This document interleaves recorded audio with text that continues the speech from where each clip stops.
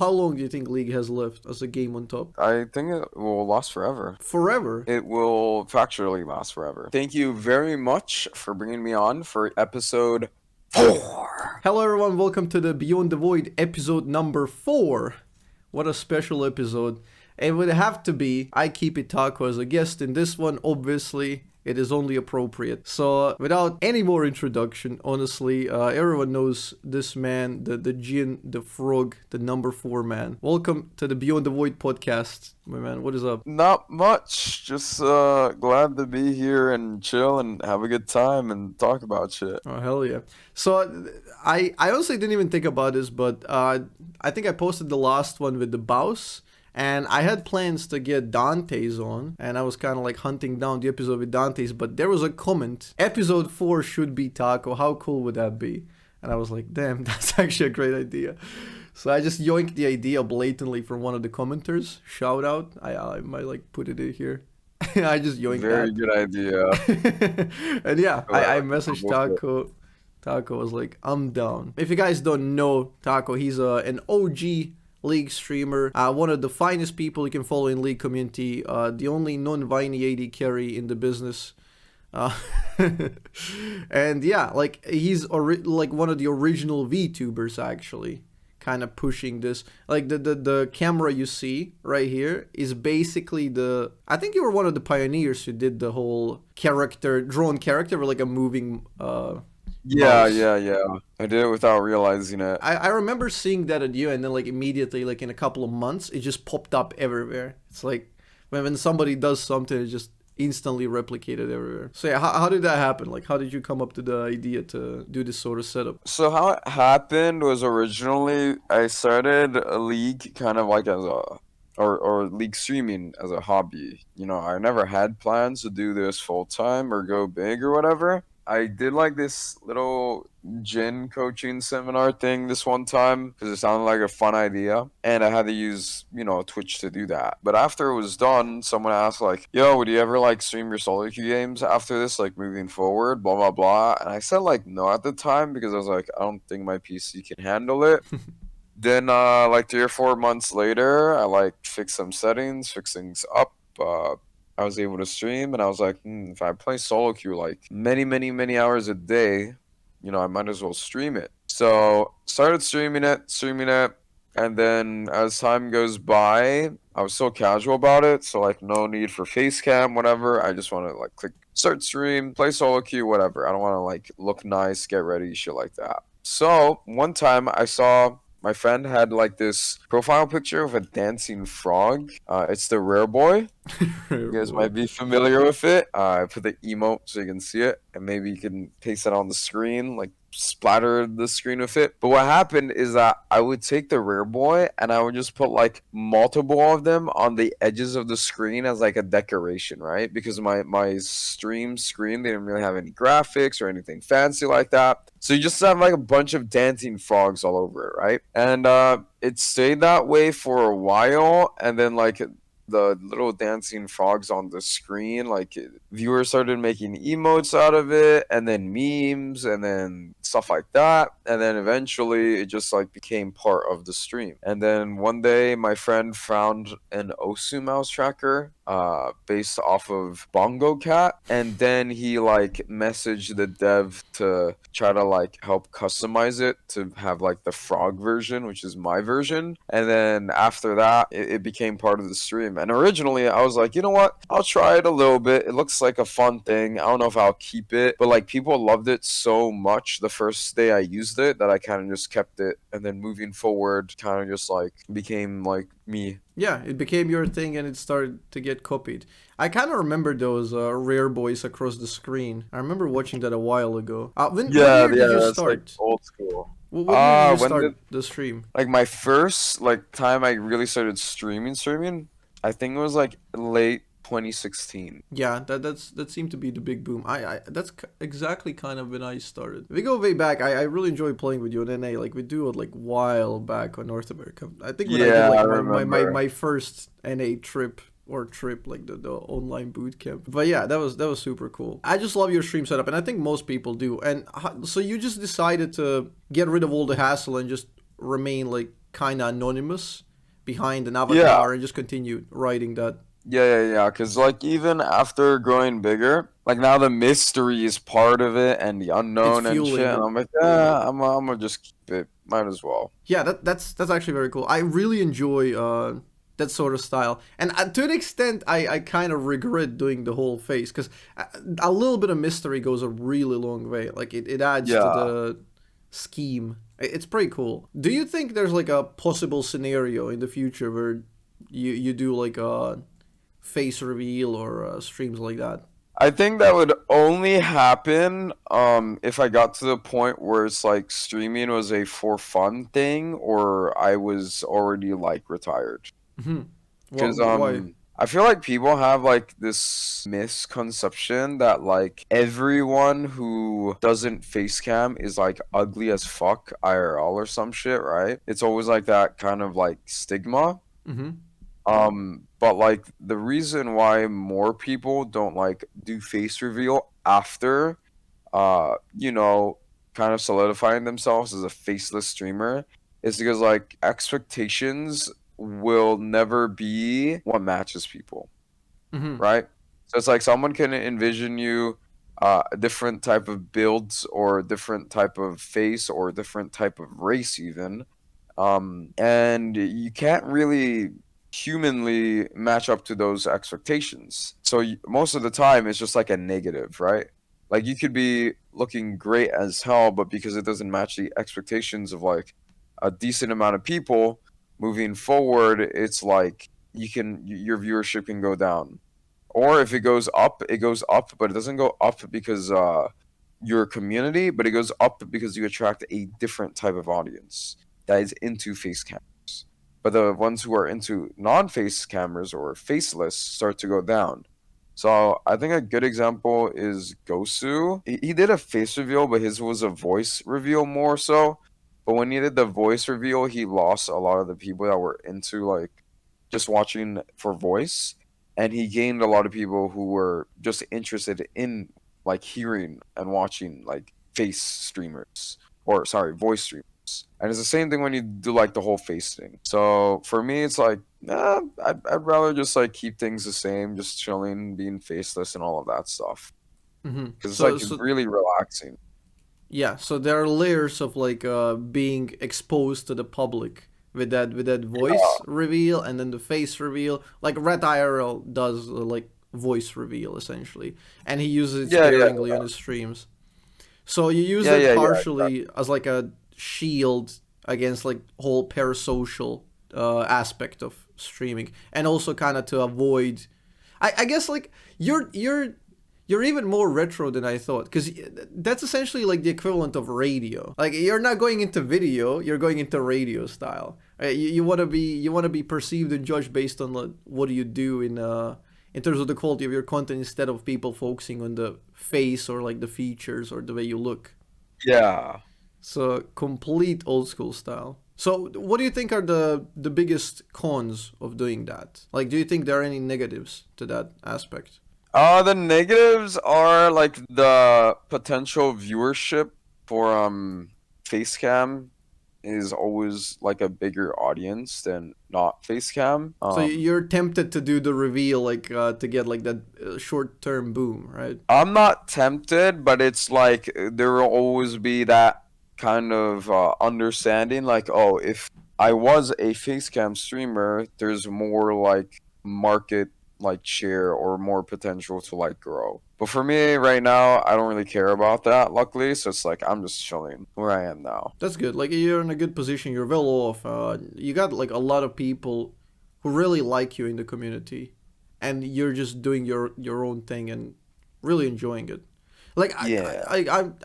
I was pretty pressed like to find like it's very difficult to find like any sort of drama involvement or people saying negative things about you. It's actually extremely rare. Like you just kind of stay Yeah. in your lane, do your own thing. I think I mostly attest that to like where I grew up. So like I grew up in Jordan, Hmm. right? I'm Jordanian. Third world country, and my dad Wow. like grew from like super giga poor conditions. Like he'd work all day for like 25 cents or 20 cents a day. as like a kid or some shit. So I grew up in like a very humble environment by like a very humble like family. So when I socialized on the internet, because I didn't get a laptop or computer until I was like 15 or something, you know, I already like knew what it meant to like have respect and manners and all of that. But when I go online and I see more about like EU streamers or NA streamers from all types of streaming, I kind of understand why, you know, it's like something rare to not see like these streamers be like super toxic to others or super petty or have drama or do something shady or taking advantage of others, blah blah blah. It's like, yeah, I realize like why it's like more rare to find people who don't do that than it is to find people who do. Mm-hmm. So it's that partially like that growing, like, you know, a person grew up in a third world country when they played Dota. I don't know what is it about that game. I know like as soon as it's poverty stricken, like people spam Dota in that country. I don't know why. That's But yeah. funny because like yeah, I started playing Dota because like everyone in Jordan played Dota and Yeah. that's how I No. got into it. So it makes sense. I know it's super popular in Russia too. Yeah. I started playing Dota as well before League, like way back then. I think that there's like Hey, one of the question on Twitter. Like I think we can go through those later. But one of the questions on Twitter was, what was it? What did you main? What did you play? I think that was actually Elite. I think Elite 500 made that question. Like, what did you play in Dota? What character? I played a lot. But I was originally like a role 5, role 4 player, which is Mm-hmm. basically hard support and support. And I think my most main support characters was like Bane, Mm-hmm. Wisp, Shadow Visp. Demon, Yeah. Venomancer. I think those are like the kind of supports I played the most. Yeah. There you go, Elite. He's gonna enjoy And that. then off lane I'd play Tidehunter, Treant Protector, Weaver. Dude, I'm just getting like nostalgia wave in my brain hearing all the names. Cause I played Dota 2 for like couple of Mhm. games, like few games, and Yeah. I just stopped. I couldn't like get readjusted to it post league. Like you can only spam one game, you know. Yeah. I just I miss Dota. That game was so good. It was fun. Top lane, Juggernaut, Sven, Anti-Mage, Chaos Knight, Lifestealer. Mid lane, Shadow Fiend, Pudge, Lifestealer, Wisp. And for jungle, I don't really remember. A decent amount of Enigma, I know for sure. Ooh, Enigma is like a little bit of a tie into the Aurelian Soul nowadays with that pull on the black hole. Yeah, yeah. Yeah, I really That's enjoy what that. I thought of when I saw like the Aurelion Soul rework. Yeah, that I was was my like, oh, instant thought. he's a mini Enigma ulti. Yeah. Like, do you know what champion I played the most in Dota? What could be my thing? You know my champs. Invoker. Close. I actually played a lot of Invoke, but my favorite one was the Ancient Apparition. Oh yeah. I can So like totally see that. Zerat essentially standing for it with that old like across the map sniping people. Oh man. Dude, the alt when you just like fucking hit them and they slowly die and they can't heal, it's pretty funny. I remember Oh dying yeah. to that That they're a just couple like ticking times. away, and you know they're gonna get executed. Oh, so good. Yeah, I it's just remember. like a slow death. Like if you get ulted by him in the threshold, you're like, oh, I'm just dead in like 5 seconds. Yeah. And there's nothing to do to avoid that. So I love playing. I remember going with my friends every Saturday when we were kids. We'd go to like this LAN place. Like we'd go for like oh two yeah, we two did the same hours. thing too, Oh, dude. and we'd spam Dota. We'd spam like Counter Strike 1.6. And All of then that. like in between, you go get like some food at like some Mm. nearby local Yeah, there shop. was Yeah, like this really crappy bakery next door. We'd get like the worst pizza ever, but yeah, mhm. they just slap a bunch of ketchup on it just to make it edible, you know, and get like 7 up or Wow. something. I've never heard of a pizza so bad you had to slap ketchup on it, actually. Wait, but have you heard about That's mayo crazy. pizza? Mayo pizza? No, I've never heard of mayo pizza. It's a banger pizza, man. I get a lot of shit Interesting. online for this, but it's like a Bosnian thing. People here Mm, love pizza with mayo, and I like whenever I order, people just go get mad at me. Like, what are you eating? It's just understandable. international community does not approve. But yeah, it's like a very very niche stuff. But yeah, man, I love those days. So yeah, what was it like growing up in Jordan? It was. Let me see. It Because was good, but not like amazing. mhm. So like the people there are good. The local life is nice. Government bad. Quality of life bad. Internet connection bad. Prices of like anything outside of the country bad. School was okay. Poverty bad. Food amazing. Food fucking amazing. Uh, So it's like growing up in Jordan, I guess if I had to sum it up, it's all about like the food and the experiences you have with like the people there. Everything else is like pretty bad. Like streets are dirty, everything's old, third world country, government corruption, blah blah blah blah blah. But like the people there are pretty nice, and then being able to experience like all types of food, like how you're locally just made, how you're just nutrition, like really mentioning nice. things one after another, and I can so easily map it one to one, like my childhood. It's like Yeah, yeah, yeah, Bosnia yeah. is so similar. It's so similar, exactly the same stuff. Like very kind people, very good food, and the rest is poor. You know? Yep, yep, yep. That's a third uh, world country for you. yeah, and also with the streaming, like when you mentioned like bad PC, that's exactly the thing. I wanted to stream in 2013, and my Mhm. PC was so bad it was not doable. And only in 2000 Yeah. like 15 I got good PC, but I didn't have good connection, and I couldn't stream still. So only in 2016 I got good connection, so I can kind of stream. Yet a little bit of upload.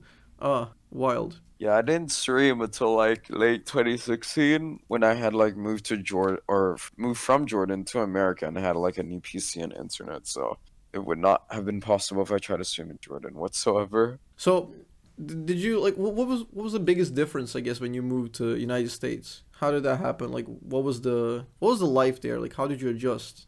Hard to make friends because I live in North Carolina. I can dox that location, and people here are like very southern, very like sports heavy, Mm-hmm. and if anyone plays any video game, it's like Call of Duty, shoot, pew pew kind of thing. So I didn't really like find people relatable here at all. So they didn't really make any friends. So I kind of just stayed online when it came to friends. Kept hanging out with my EU friend group at the time, even though it was hard because of its time zones. And then I met some NA people, then I met some other people, met some other people, blah blah blah. Had a little friend group. So like back in the day, a lot of people didn't know because it's like the most random shit ever. But you know Emir, right? Yeah. Yeah, yeah, yeah. We've been like really close friends for maybe 8 years now or something like that, which is like insane. But like nowadays, when people learn that, they're like, "What the fuck? Like, how do you guys know each other?" Because it's like very, very like random. But she was going on the Jhin main subreddit and then found my stream through that. And then I learned about her because she found my stream and like tried to talk to me. And then we kind of just talked to each other, became friends, and then we had met like other people, and then we had like a little nice friend group for a while. And I think that was my friend group for like maybe a good like 4 years ish, more or less. And then as you know, adulthood happens, everyone gets busy and older and stuff. And then I got more into streaming and streaming and streaming and streaming and streaming, like on the grind type of stuff. And then I met some other people through my streaming adventures. And then fast forward, now I'm like streamer with like some good friend groups here and there, and some like individual friends that I keep up with every now and then. She's one of them because she also kind of like got on the grind and couldn't keep up with like all of our friends all the time. Oh, of course. Yeah, and she also had like a big boom. I remember seeing her on your Yeah, channel as well, and she had like a real big boom recently. yeah, With yeah, yeah. is Like it offline last TV year, OTK? yeah, OTK. I think it started like last year, a year and a half ago. So you still managed to stay in touch like that here and Yeah, there. yeah, yeah. Ah, that's cool, man. So that's how I like got Online realm. friends. So that's one like the one of the positive uses of online realm. You can meet people like from all over the world. You can meet people who can kind of understand you. Are there to listen to you. And I talk about this like sometimes on my stream when we go a little bit deeper. When we get like a bit more real conversations.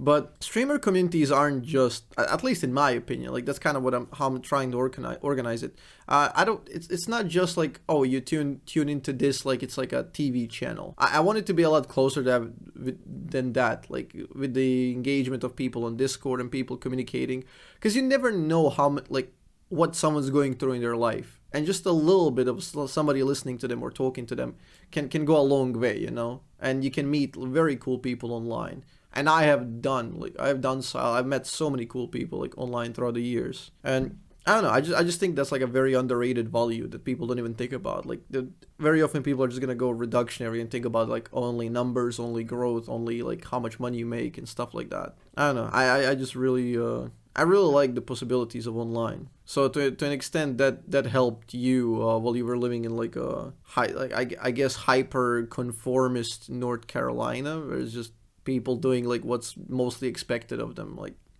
if you play video games a lot, it's weird, you know.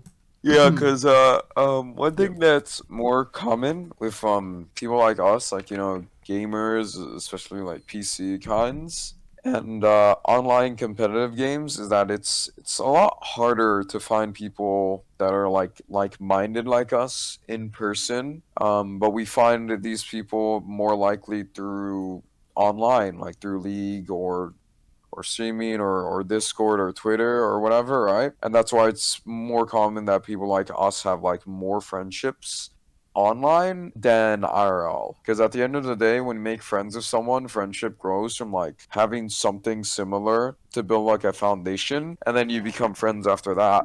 But IRL, sometimes it gets really hard to find anyone with like those similarities. Yeah, And then understandably sometimes, I don't so. know Yeah. about you, but sometimes like you even meet these people IRL as well. Yeah, for Like I've sure. met so many of my online friends IRL throughout like the years. Yeah. Yeah, for sure. For sure. I've had like a lot of connections like that where we'd go like grab a coffee or grab like something to eat, and you just get to know people, and it's like you get to a whole different dimension. And there's like a little bit of a difference when you meet people online in IRL, and you like, as you said earlier, like you don't know exactly how someone is like if you meet people IRL, you don't know exactly what they're like. You only get to see like what they're kind of portraying, and online is like a complete other sphere, so you never know when you're meeting people like what's gonna pop out, you know. But I Yeah, had yeah, mostly yeah. good experiences with that. Same, same. But yeah, I know you're like a bit of a grounded streamer, and like now we're kind of getting deeper into why, and it's really cool. And you also value your mental health and health in general. I Yeah. know you take breaks here and there. You don't get that like massive anxiety about streaming, like about abandoning it. Let's say for a few days or even Yeah. weeks. You can take breaks, and you kind of understand what's important. So how is that? How is the mindset there? Like how do you do it? I think like the mindset is like I want to do a good job when I stream, and I can't really do that if I'm not like completely there feeling good and great. Hmm. So to me, it's like whether the games are getting super fucking frustrated and I'm unable to like, approach the game in a positive, like good mindset, I'll take a few days off. Or if there's some like life shit going on that's like really, really, really bad, I'll take a few weeks off, sometimes even like 1 or 2 months if it's like something really serious. And then that way, after that break, I come back, I give it up my all, do a good job, and resume from there.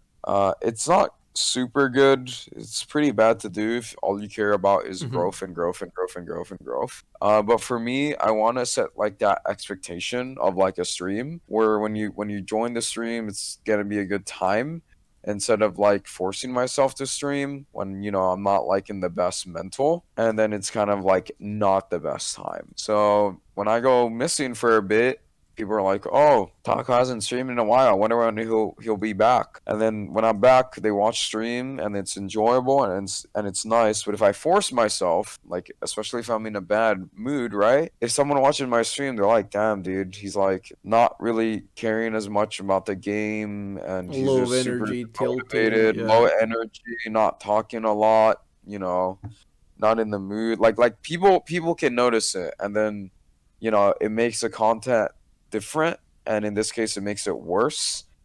And then when those guys come into that experience or that atmosphere enough, they kind of just stop watching you because they're like, oh, the streams I haven't been enjoying them recently, so I'm gonna watch it less. And they Hmm. watch it less and less and less until they're gone and they're watching like someone else permanently. For sure. I've definitely felt like that how people feed off of your energy. Like if you do something well and you're like enjoying it, like people are really gonna feed off of that and kind of get hyped up. Whereas if you're just being like gloomy and doomy, the entire stream is doomed completely. So yeah, Exactly. taking breaks there absolutely makes sense. I noticed that you take breaks for mental health and like just keeping the good pauses in general. And it's just as soon as you see that, like they're not a person like only number counting. It's like, oh, I need these numbers, I need those numbers. It's just like a very weird thing because the expectation on Twitch is just if you want to grow, like in pretty much any platform right now, it's like you can't drop a day. Uploading YouTube can't drop a day. Streaming on Twitch can't drop a day. Like as soon as you drop, it's like, oh, I'm losing it. It's very rough. It's like a I don't know. A lot of people think it's like an easy job, but it's super stressful. Oh yeah, it's If very if you stressful. like every next month, like your paycheck really depends on whether you pull enough numbers, which are when you think about it out of your control. Like you don't influence that much. Like obviously you can steer your content and what you do and say and how you act and like, but that's about it really. Like the only alternative is like to up the numbers, and if you get into that like feedback you can just like get to the infinite streaming essentially and you just never get breaks. So yeah, I think that's pretty good, how you do that. I also remember like you used to send those little messages. I use that as well, like the when you can send an email to your entire subscription like base, right, Yeah, on I Twitch TV. remember. I miss that. I'm really sad like that's not a thing anymore. I used to love like Yeah, sending little emails to people like yeah, every month I used updating. to do the same thing, bro. I don't know why they removed that. So it was such a cool thing. Like one button you can message everyone in your community. I think there was like some kind of like exploit regarding it, and they could never figure out how to fix it, so they literally just removed it. Yeah. Now that we mention it, I kind of like I'm getting it in my head. Like, were people advertising like OnlyFans like that or something? Yeah, So they, yeah, they that just sounds they just like didn't one want of the people to like exploits. push people off a website and like profiting somewhere else. I guess. Yeah. Yeah, that makes sense. Goddamn Twitch. I really miss that. I also know you're one of the rare streamers where I can pop in and really enjoy music. Like you have good music on stream, and Yes. I very often hear Strokes, which I'm a huge fan of. Yes, yes. I love the Strokes. I dig it. I dig it. You have your own playlist as well. What's the music you enjoy the most? I guess like types of rock and rock in general. Most of Hmm. the songs I love the most come from that genre. I like all genres though, for the most part, except for country music and then heavy screeching throat killing metal. Hmm. There's a decent amount of metal that I do enjoy, but like those two specific genres are like the only genres I do not like. That's where you draw the line. No more. Yeah, everything else I'm good with. I have like a lot of like French, Dutch, German, Spanish songs too, and I have Korean songs too. Not K-pop. Uh, I guess K-pop genre I'm okay with.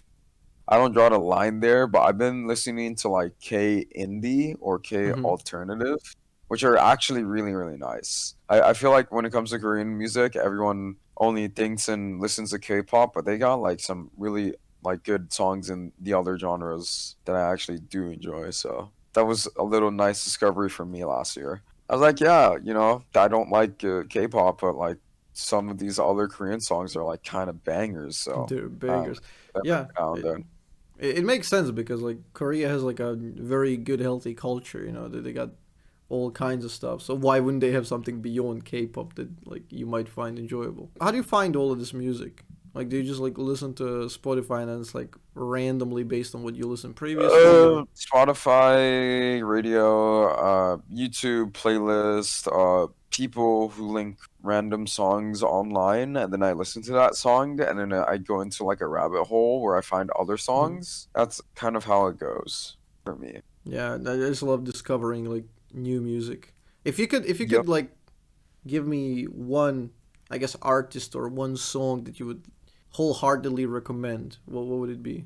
I guess. Ooh, this is a hard one. Okay, I think maybe my top four. Okay. Four. Yeah, four. The fuck. Do you even do it on Um, Do you even do it on purpose at this point, or is it just like no, no, everything in your I don't life do is it. organized in four? You know, when I go IRL and actually touch grass, I don't think about the number four, but the number four follows me everywhere. Funny enough. Small digress before I say the artist. I actually had this funny moment. I was actually eating some food with August, the one who designed Hmm. Jhin, and this was like a few hours before my flight, right? And I was eating with him and a few other friends. And I like brought up the topic about during the trip, the number four follows me everywhere. And I was like, yo, watch this. I'm gonna be talking to you guys about how the number four keeps following me everywhere, and then it's just gonna randomly pop up. So I shared them the story about how like the four follows me everywhere and all that shit. And then I look at my airline, right? And Hmm. before I had that conversation, it said, Taco, you will be going to Terminal 5, right? Yeah. And then after I shared the conversation, when we're done eating, an hour later, we're on the drive to the airport. It says, Taco, your terminal is Terminal 4. And I'm like, motherfucker. And then I showed it to him and I was like, you see, this is what I mean. Like right after I share my story, it changes from Terminal 5 to Terminal 4. So it's like follows me everywhere, bro. Yeah, like Uh, the Harry Potter hat, the number chose you. yeah, yeah, yeah, yeah, Or the exactly. one, like the ones choose. I don't remember. Like I read it a while ago. And for top four, I would say at the moment is Glass Animals. Hmm. Let's see, Franz Ferdinand, Okay. Based. The Strokes, Okay. Based. then Management. Nice. Actually, Those are like good picks. top Yeah, all four. of them like kind of squeak through in my stream as well. It's very cool. I listened to Franz Ferdinand today, and I remember like one of the top YouTube comments. It was so funny. I was like, it was the "Take Me Out." Last time someone took out Franz Ferdinand, World War I started. God damn. That was a pretty good one. Also, that's my country's legacy. World War I starting there. Funnily enough, such a small country, but yeah. But yeah, those are good. I was gonna write them down to like remember, so I can listen. But damn, I know them all. God damn it. Yeah, yeah, yeah. Just looking to discover some new stuff. So yeah, if you were in the Arctic Monkeys, the song would be 404 instead of 505. Oh, the Arctic Monkey is great as well. True. Very good band. How does a day in the life of Taco go? Ikeepittaco. What is a day in your life? That's a good question. Wake up, shower, get food, see if I can message anything important before stream. Then I stream. After like 5, 6, 7 hour stream, I chill on the bed for a bit, then go get food, then figure out what kind of work I want to do, or play with friends, or work out, and then I just do that, and then I go to sleep. And then it's kind of like repeat. So yeah, mostly the same days Yeah, after. yeah, yeah. So mostly same cycle, unless I'm traveling where things get different. But for now, I'm just at home, so that's like the schedule. So not only do you shower, but you also go to the gym. So Yeah. what kind of fake gamer are you, man? Hey, listen, I am a hardcore gamer because doing those things actually just help me play better and play more, Oh, if you think about clean, it. clean gameplay. Oh, Yes. sheesh. What is your favorite support to play with? I mean, and why is it Blitz, vel'koz? Blitz. Wait, what? Yep, it's gotta be Blitz. Sorry, bro. Oh vel'koz man. is like a top three, but Blitz is number uno. Wait, Because as well, soon as he lands a one hook, they are guaranteed death no matter what.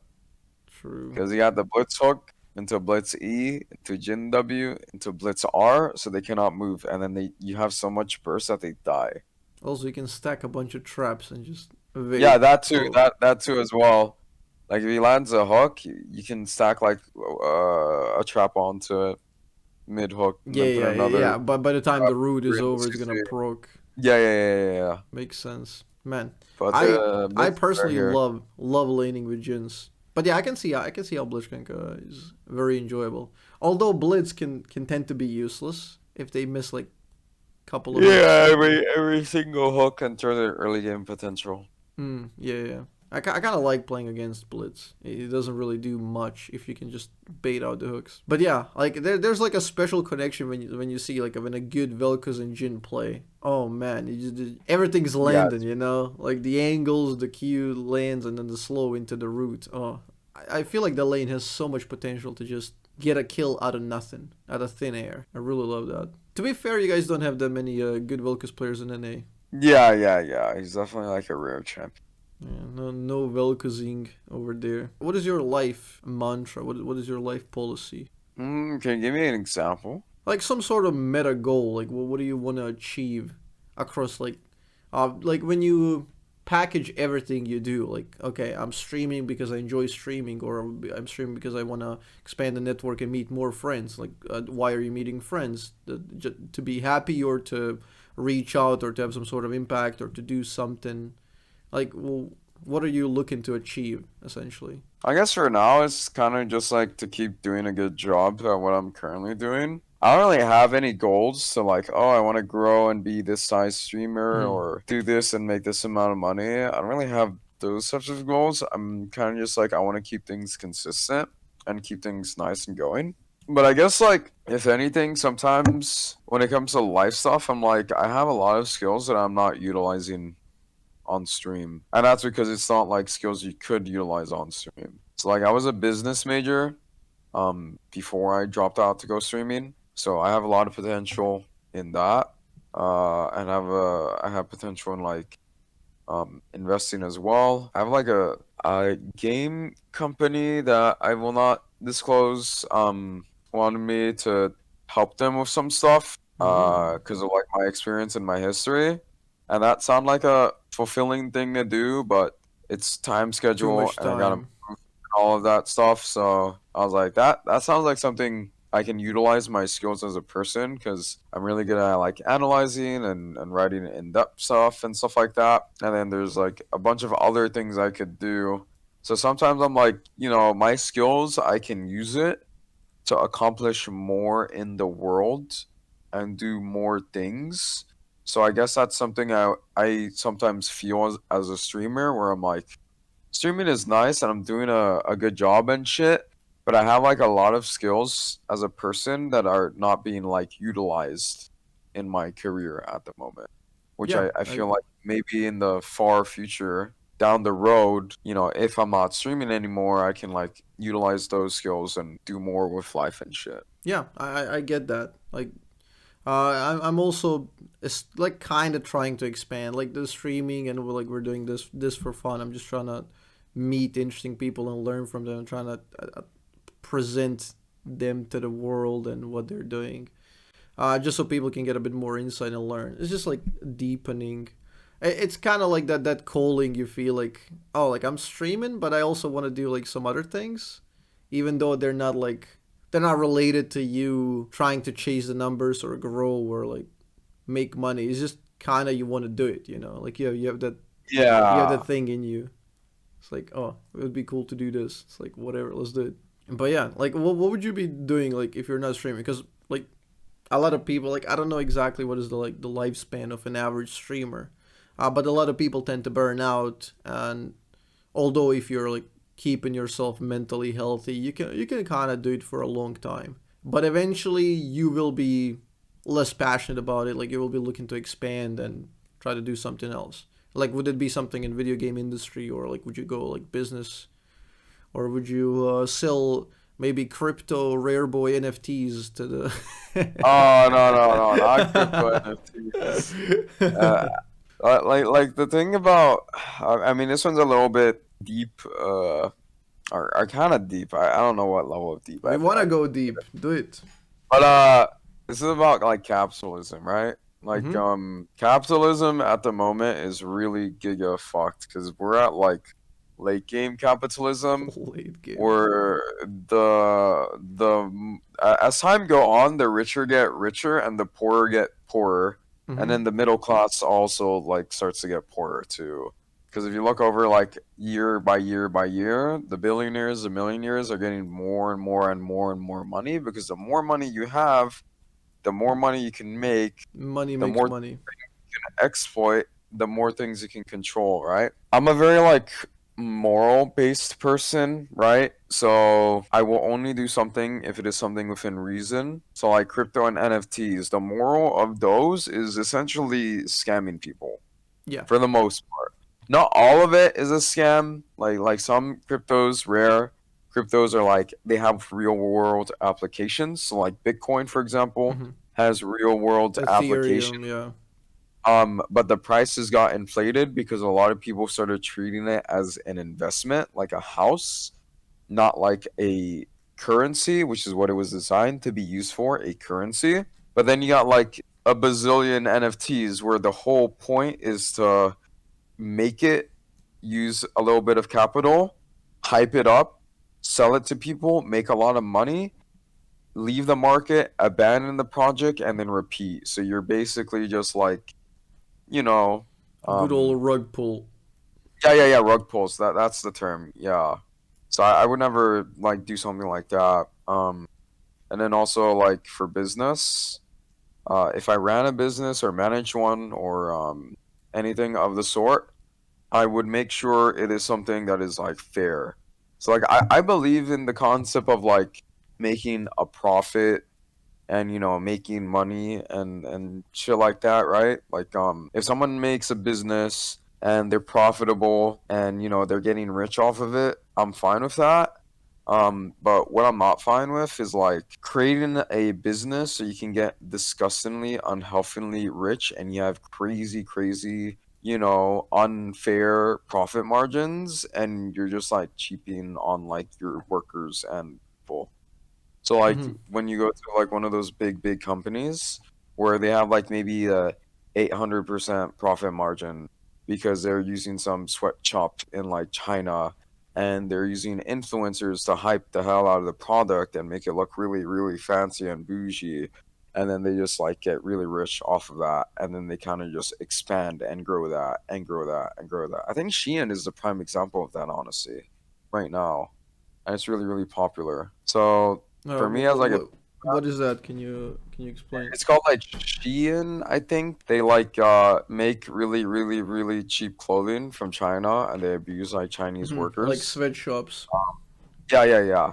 And they copy their work from like people they see online and then they sell it for like a reasonable price for like, oh, if you find this exact thing that costs like 200 but you find it for $20, it's reasonable in the eyes of the consumer. But then they're like, copying shit from people who've worked to make their high quality clothing, and then they're also providing an inferior product that's going to break down in a few months to consumer, but the consumer doesn't really realize that, or they're okay with it, and they're abusing Chinese workers, and then it just gets super fucking messy. So, as someone with like a hardcore business background, if I were to do something with business, it'd be something where like the workers are being treated fairly, including me if I was a worker or if I was a manager or owning a business, and make sure it was like fair and people had like proportional pay and all of that stuff. Because at the end of the day, a lot of the issues of the world, a decent amount of it comes from like people being too rich and hoarding it like dragons to themselves and making Hmm. sure to keep it that way and just exasperate the problem. And yeah. Understandable, dude. I have so many tangents right now. I love when people can go a little bit deeper. Now it's like it can go into so Yeah. many different branches. Ah, yeah. That's I love the line of reasoning. So you would do something and you do believe in profit, but it's just you would want to make sure that it's kind of good for everyone. It's kind of like Yeah. it's producing something of value instead of just being like fake value, like obvious crypto NFTs, Yeah, exactly. where you create value out of brand or hyping and then you just sell it and leave everyone to dry. Like one example I found on Twitter, I forgot whose speech it was.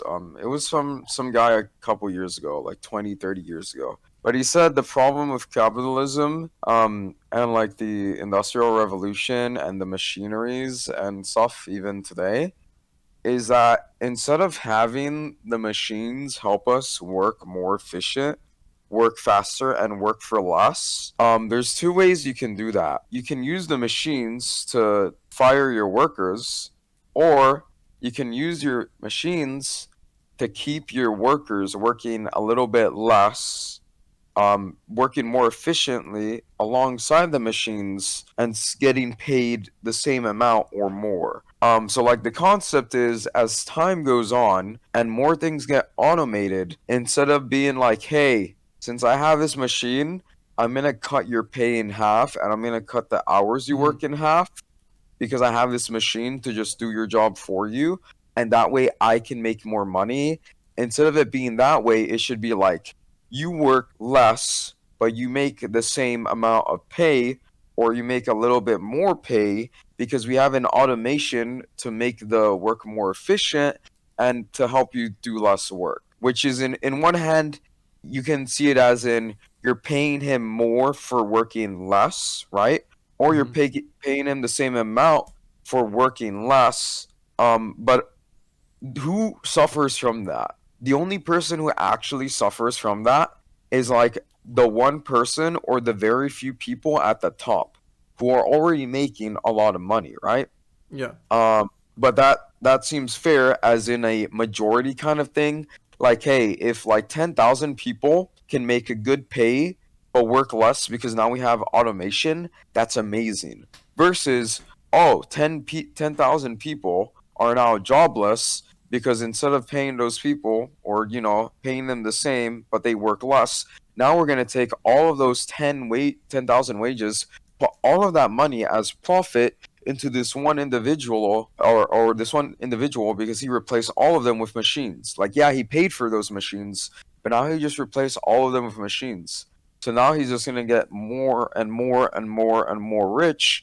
And those people are out of jobs and they're either going to find like inferior jobs or have no jobs for a while. So it's like, it's better to focus on the majority when it just like makes the one individual or like the small group of investors like slightly less rich but still rich. But we've been like, cultured to believe, oh, automation is just to replace people instead of making it just easier for the majority to do their work and still get like good pay, right? That was actually going to be one of my branches now that you mentioned, because like how do we project this into the future? Because like we know right now that the people are getting like more and more divide between like the super rich, the hyper rich versus like the regular folk, like plebeians.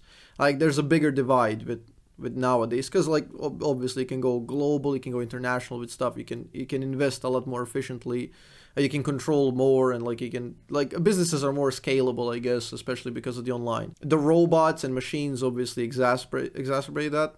So even like mechanical work getting replaced, and now even like with the chat GPT, a lot of like regular like which we consider like intellectual work will also get replaced by artificial intelligence. So like how do you deal with that in the future? Like what is the solution to deal with that? Because the problem is just gonna get worse. Like there will always be things for people to do, but it's gonna be for the very few who are super qualified at their job. Like what are rest gonna do? Like are we just gonna live super chill lives like in the floating chairs, getting fat like in Wally, or what are we gonna do? Like how does the future play out if we lay it out like that? What happens? Like and also like what do you think could be the Like solution? like in an ideal future, right? We don't have the super super rich. We kind of just have rich, right? We have like high rich, like high rich. I would say like maybe maximum $30 million. Like in an ideal world, $30 million is like the highest anyone can reach, right? And then middle income will be like maybe the 100 to $300,000, and then Says Taco poverty sitting doesn't on exist. 29 million right now. He says. I wish, bro, I wish. I'm kidding. Unironically, Yeah. I mean, I was, and I still am really good at like investing and trading. But if I was like more patient as a kid when I started investing around like 20 years old, not kid, like teen, I would probably have like $20 million in my bank because a lot of the stocks I bought were like really undervalued. And I knew it at the time, but I wasn't patient enough to hold it for like Hmm. fucking 10 years, 5 years. So I kept like sell, buy, sell, buy, sell, buy to make short term profit. But if I didn't do that, I'd probably have like $15 million right now or more. Sheesh. But yeah, I don't feel bad about that because it's like, hey, I still have the skills to invest. So like, Hmm. if I want to make a small amount of money in the future, I can like passive income. But no way I'm gonna make 15. Like that's just I missed the opportunity. But it is what it is. But Yeah. anyway, tangent. Because like right now the issue is we're not spreading that wealth around. If we spread that wealth around, there isn't really any issue. But currently with the systems in place, you don't have to spread wealth. You can just maximize it and consolidate it in one person or just groups of people nonstop, and it just gets worse every year.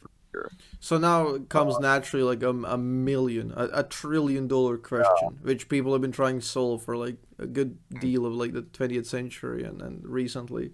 Like yeah. how do you spread it? Like how does that work? How do you spread it? Getting the people at the top to let go of their money by force. That's By the only force. logical. Yeah, by force. That's like the only possible way I can see it because right now none of them want to do it willingly. So you cannot spread the wealth of people that don't want to spread it, right? So Yeah. like that's pretty much it. I won't say what means to use because in the far future that will either be figured out by like the general public or by people in power like government and shit. But until something forceful happens that makes them let go of their money to be able to spread it around the world, there's pretty much nothing we could do. Because it's whether or not like the people who have billions or like millions and millions and millions and millions and millions of dollars decide that like, oh, I want to not be rich anymore, and instead I want to just like spread the wealth and give money to education and start small businesses to give people more jobs. You know, uncorrupt the medical system so people can afford it and not get scammed Oh nonstop. yeah, It's like the U.S. medical system. because in an ideal world, like, people don't have that selfish desire to get as rich as possible. And everyone has that desire where in the far future, we all have like automation and we're all pursuing our own hobbies and we're all living life together. Everyone's doing what they want and what they're passionate about without worrying about payment, right? Because in an ideal future, we have like automation do a lot of the stuff humans don't want to do, and then humans can do whatever they feel passionate about, right? Oh, you're hitting so many threads. Like I don't even know where to go now. Like uh there's so many even like philosophical questions. Like would people want to do things if they weren't like necessitated to do them for the sake of survival? Like do we lose a little bit of our passion or drive if we have everything handed to us? Like that's one of the threads that's interesting. Like also like the redistribution. Like I don't Yeah. even know like how do you even do that, like because like in an ideal scenario, as you said, like people would come to like their own ideas and think like, oh, maybe I don't need like 15 cars or 30 cars. Maybe I'm gonna like do this more efficiently. Maybe I'm gonna build like a hospital. Maybe I'm gonna build a school or something. I'll reinvest in the future. I'll pave the roads, on my own, like around my village and stuff like that. Like understandably so, but like people are not gonna do that. People just like most of them are not gonna do that, and like doing anything with force is gonna be worse because it's just gonna create more chaos. And when force happens, like it's not the people at the top that suffer usually. Like, oh man. Yeah, because like I think a good way to think about it, right? Like let's say there's a really smart person in the world who is gonna be the person who cures cancer. Like they're gonna figure out like all the fucking things we're missing and fucking cure that bitch, right? But right now, like let's say hypothetically they exist in the world, but they can't pursue that career even though they're passionate about like that kind of science because they're too poor enough. Hmm. And they're like, forced to work a job that is helping them pay the bills, but not a job they're passionate about and not a job like they want to do or anything like that, but they got to do it because, no one's going to pay for them to pursue medical and then after that pay the debt and all of that stuff. And then that person just lives a different life, just doing mundane jobs to make a living and have a family and stuff, and then they die old and then life moves on, and we never cure cancer just because like, oh, that person doesn't have the money for it and they Oh can't yeah, pursue it. yeah. That person pays it No, shouldn't be like that. yeah, like I agree. Like I'm all with you there. Like I mean, before we had like that same problem. Like you'd have a 16-year-old genius would go to war and die. Like they would just die because like two people feuded and they have to defend somehow.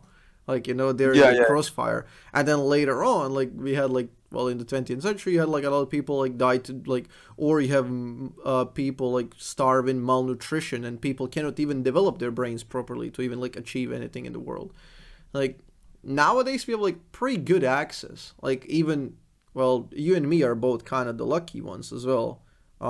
You come from a third world country. I come from Bosnia, which is also like not in a great spot, and I consider myself like quite lucky and grateful to be able to well have all the technological marvels and like access to all the information that I could ever possibly want. Like the only thing is like the only thing that could like change is like my will, and like I could try, I could do things that I really want. I'm kind of blessed in that way. I think we've gone a long way, but yeah, there's definitely like room to improve and work on the future of the world. Yep. Like that's kind of like just how it is. And like right now individually, there's really nothing me or you can do anything but see like what happens in the future. You don't think individual can like create like any reasonable change? For regular Joes like us, no. The Hmm. only types of like individuals I can see that create change are either people who get into politics and kind of like use the dirty tricks and power and corruption and manipulation and all of that stuff to get into a position of like standing where they can make a meaningful and positive impact, because that's kind of like how politics as a game is. Another one is like I can foresee an individual in the future making some kind of like group to protest. I don't know about like YouTube censorship, right? But like they do group protests in like a very forceful way to create change, as we've seen throughout history, especially in third world countries when things are going down. Hmm. Not the peaceful kind of protest, we can say that, but like that's the only ways I can see where like individual change can happen. Because like, for climate change, people can say all they want, like, oh, individually advertise recycling, but like people always bring it up, which is just the truth. All of us individually can like recycle our food, our cans, put it in the bins, or try to recycle goods, right? But at the end of the day, like, I don't know the percentage, but it was really high. It was like what, 75, 80, 90% of all pollution comes from like corporations and not us, like individually. So it's like, yeah, we can recycle forever. Like, remember to recycle our cans, our boxes, whatever. But at the end of the day, climate change will still, get worse and worse and worse unless those companies like have to change, which they won't unless like someone forces them to change. Individual Most change. companies do chase like what the average Joe wants at the end of the day, because they're making a Yeah, said product because people buy said product. So people are essentially voting with their money. Like yeah. You can say we're voting with our money, but like those are like the choices we have, right? Like if the companies were forced to make more eco-friendly options and foods for less profit, people would still buy the food, right? Because at the end of the day, we want to eat. But the mindset of a corporation is to cheap out and find every loophole to make the product cheaper while tasting good still, to make more profit even at the cost of more pollution, and we will still buy it, right? Like, yeah, like think about it that's this what way. they're doing. Back in the day, we didn't have all of this pollution. We didn't have all of this like industry mechanics, shit like that, right? We just had like people, farmers, give meat, sell meat. We cook meat at home. We put salt, pepper. We eat meat. We enjoy it. we live our lives, and that's it, right? At the end of the day, the consumer is gonna like buy food because we want to eat food, but the company doesn't have to create all of these super high facility factories to make as many goods as possible at the cheapest price possible with the worst ingredients possible that does the most harm to the environment as possible to be able to mass sell the product at a cheap price and make profit. You know what I mean? Mm-hmm. Yeah, yeah. Like I if we had understand. regulations, if we had regulations and stuff like that, we could make good quality product while it not hurting the consumer. Would it cost more money? Yes, but if we didn't have the wage problem and the money problem with people in general, then we could just afford it and then eat it. Which like when you think about it, it's just like too many factors, right? Like if everyone wasn't making so little money, we wouldn't be forced to like only buy the cheapest stuff, which the cheapest stuff is made by mass producing shit, It does the which most hurts shortcuts in the terms of, yeah. environment, right? And then, people making little money is all caused by like the super, super wealthy just making as much money as possible, no matter what it takes, and then hoarding it all, which like prevents our ability to afford anything that isn't like produce that hurts the environment. So it's like just like so many factors, So really. so you think it's like cyclical in nature to that extent, where yeah, one thing leads to another. People are poor, so they choose to make decisions that, I mean, that kind of tracks study wise, that people who care Yeah, most about the climate are the people who are well off. So the general idea is to get people beyond the poverty so they can start caring about the future of the world, because that if people are not going to care about the future of the world if they're struggling right now. yeah, exactly, exactly. Hmm. And that can't really be done unless like the people at the top are forced to put their wealth back into the globe, or for there to be limits or whatever. So it's kind of like a never-ending cycle, and Yeah. we won't really know how it ends out. For sure. I kind of diverge a little bit. I think like a lot. I think a lot more change comes. Not very many good changes come from like top down. I guess like the way I see it, like individuals with small incremental solutions kind of ripple out and create more good stuff. So I'm kind of rooting for that average Joe, like you and me. I'm kind of rooting that we can actually make a change. Like one thing you say here can change the outcome of someone else's reasoning. One thing you do like in like your local elections, or and then that goes like to a national level or federation level, and then like you can kind of make changes in obviously they're going to be gradual slow changes in a way, uh but I don't know, I kind of think that can make the difference. Oh yeah, yeah. I think that We kind lost of the different. frog, we lost the frog, Cam. Oh wait, shit, No. shit, shit. But yeah, yeah. Now that I think about it, I think that's like an individual change that can happen. Yeah. But I think the problem with that. Oh, this is the wrong street. We cut that. We cut. We got There you go. all of There you it, go. there we go. But yeah, I think that's another thing, right? Like we do have individual power in voting, right? But at the end of the day, the people we vote and the people who get voted and what they do is like that's them. That's not us. That's them. They're the individual in that case, and we just have to like hope it works out for us. Yeah, I mean, like that's kind of what you gotta do. Like you can't really change much, but the change slowly happens across time. You mentioned one another thing, which kind of like blinked in my head, that I wanted to explore deeper. So I'm just like going by, like I go like try to go through branches and remember, like, because there's so many interesting conversations here that can happen. You mentioned about the NFTs and crypto, which is obviously like I personally regard that as absolutely disgusting. Like people who do that sort of stuff for money, because that's like the peak exploitation, like making money off of somebody else losing money, essentially. So it's Yeah. clear scamming. You said your ethics drive you to not do that. Like, what are your ethics, and like where you drove them from? Like, how do you decide what's good and what's bad? I draw them mostly from my dad and myself. Kind of like just living through life and seeing how people want to be treated and what's fair and respectful and stuff like that. And like putting myself in like other people's positions a lot, right? Mm-hmm. So for me, I'm really, really gifted at business. But I am able to see like, oh yeah, you know, getting rich is nice, but like when you get super rich to a point, you're making life worse for everyone else because you're kind of like taking the wealth that they potentially have and just putting it on yourself. So you regard it like And, morally dubious. and no one wants to be poor, bro. Like it's not a choice. Now you like If people can you mentioned this like one thread. Uh, the Strokes lead singer Julian Casablancas yeah. has one quote in one of his songs that says, "Don't you dare get to the top and not know what to do." It's like essentially that line, like you when you get super rich, like you kind of like there's like a lot of burden on you to try to make the world better because you have a lot of power. I mean, it's essentially Yeah. like Spider-Man quote. So yeah, that's like an interesting thing. So that's kind of like, well, what do you like? How do you operate? Like you like the more influence you have, the more burden you have on you to try to make life better for others who are not so fortunate, right?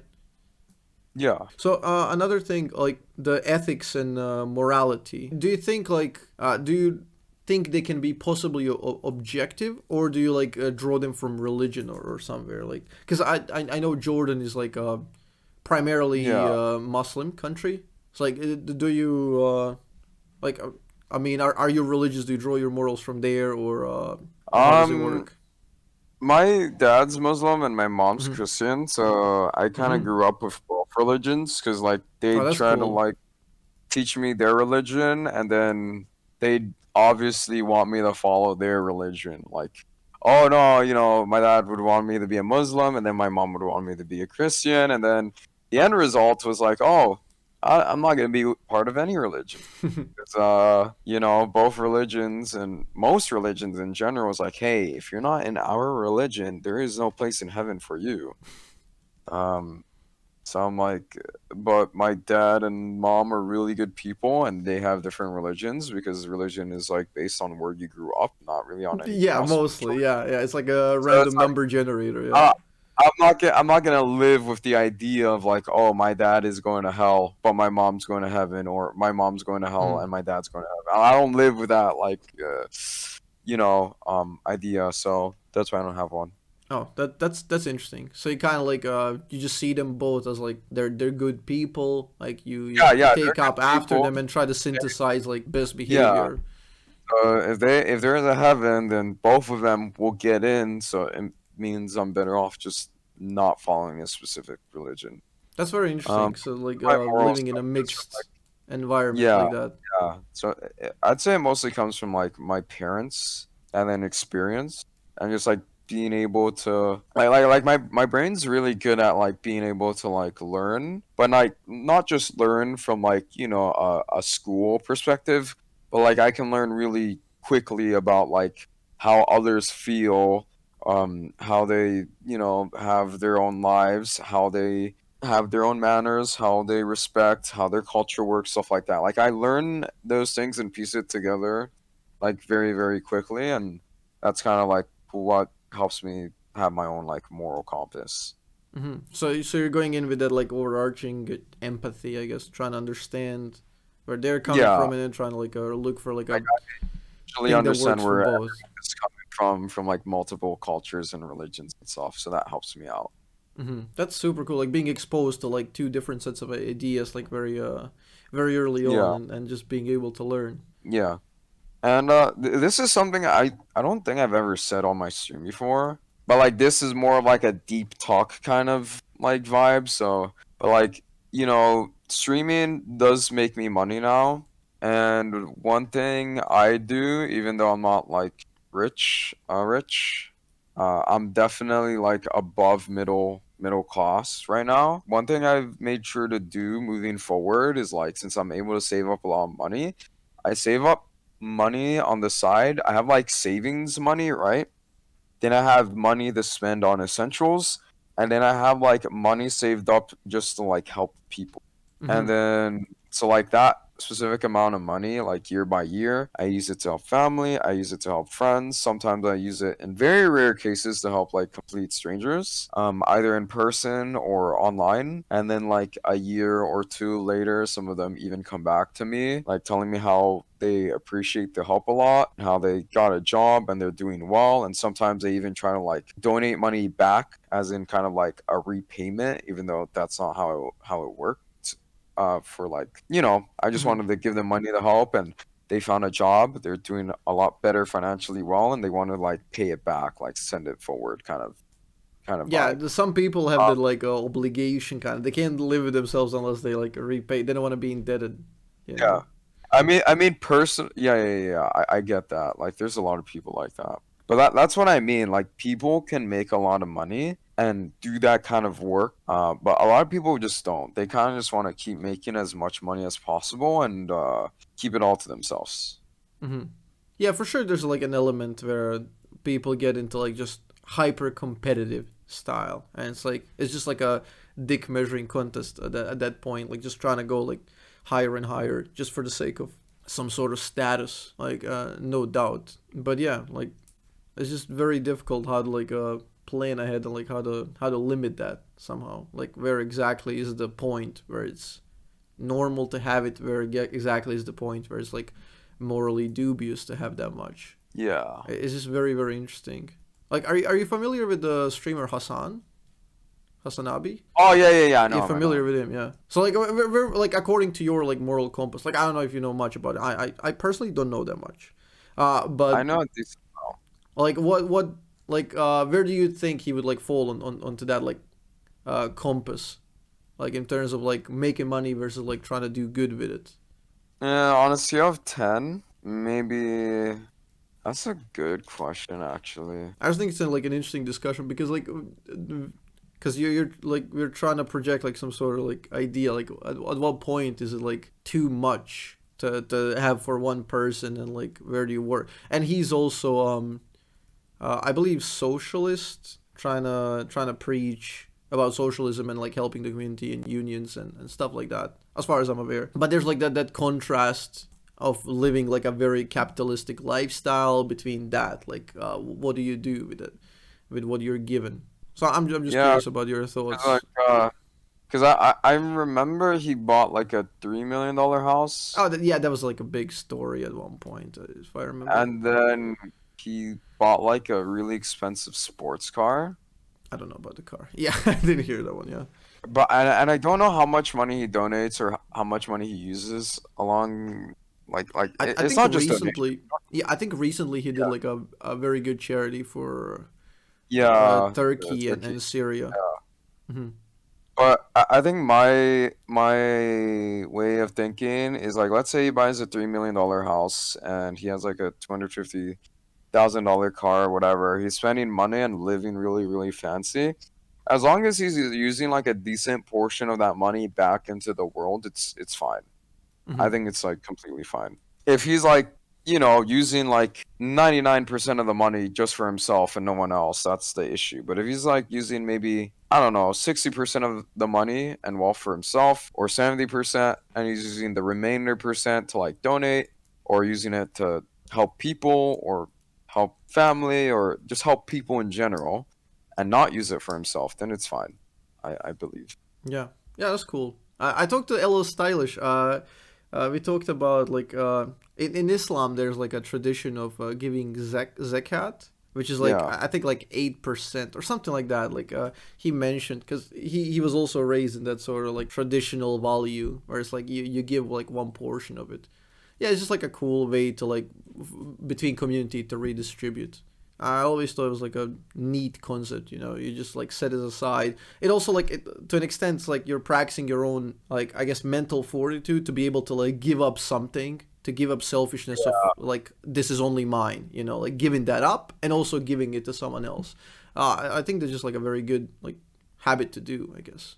I think so as well. Yeah, Yeah, no I, doubt. I I actually completely forgot about Zakat as in terms of like what it is. But I remember it's like it's a tax on savings to be donated to help the poor Muslims. Yeah, I less don't. fortunate. Yeah, I remember we learned that in school like a while ago. Man, these are so many good topics. Fuck, we could talk for hours. I gotta touch on League, or people are gonna kill me. Oh, If you're you good. You're good. if you want more stuff like this, leave a comment. What was your favorite part? If you're this deep into the podcast, but yeah, Honestly, I think my advice would be like maybe if you edit the podcast a bit, have like all of the league segments in the beginning and like a everything restructure. non-related.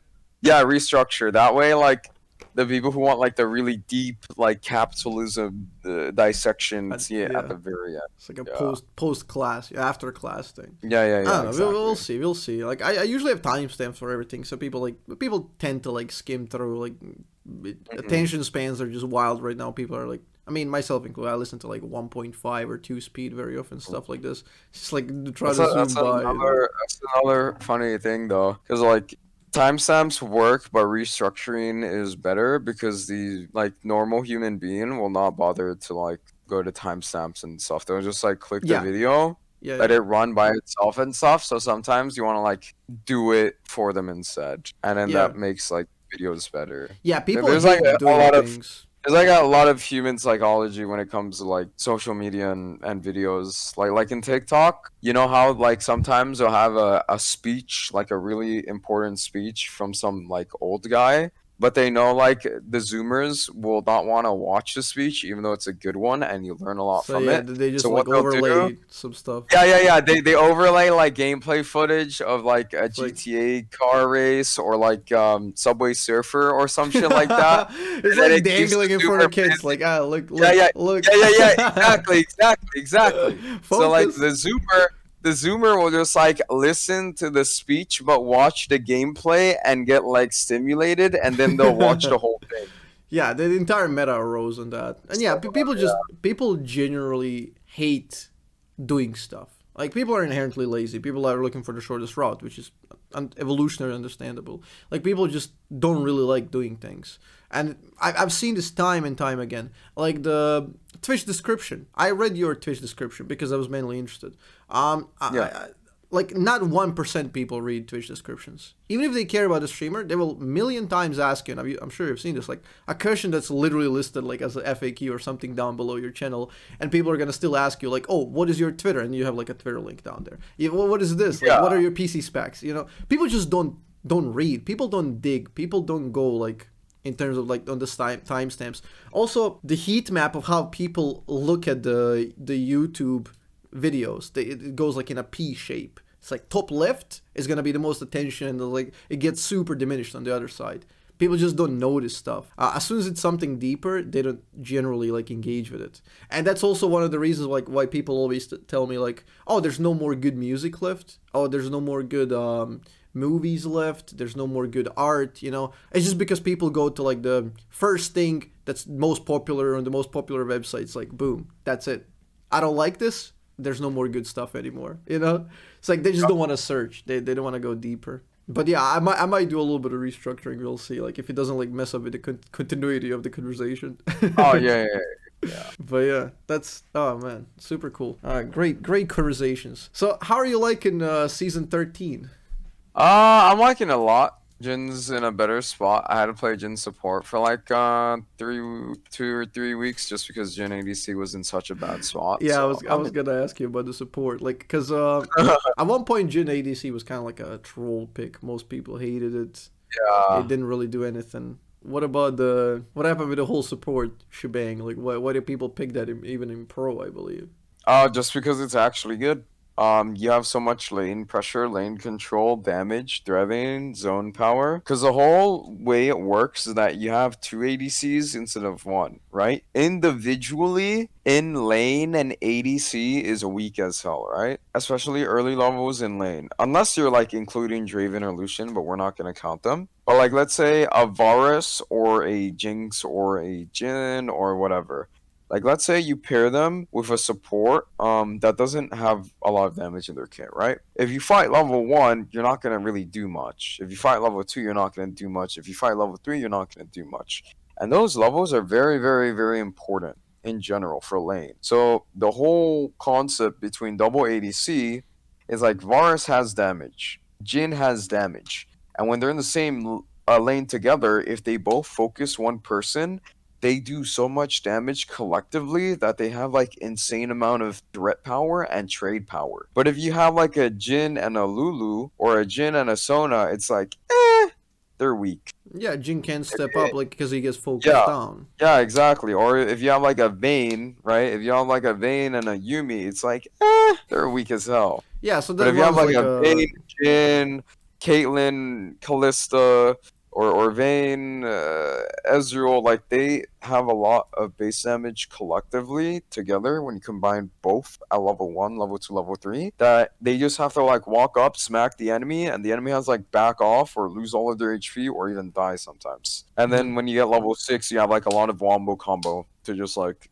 kill pressure. yeah, yeah, and that's like that double threat principle. That's basically like how mage supports work, essentially. Like, what do you do? Who do you focus? Like, you can't really focus that vel'koz because you have a AD carry punishing you. Or if you focus the AD carry, you get bursted by vel'koz. So that's kind of the Yeah, idea. exactly. So what makes Jin like comparable, like to mage support that could like do really good damage? He has amazing base damage. Like I remember when I played Jin support, when I used all 4 bullets level 1 against the enemy support, sometimes I even die, bro. Like I think it was a support Lux that took no armor.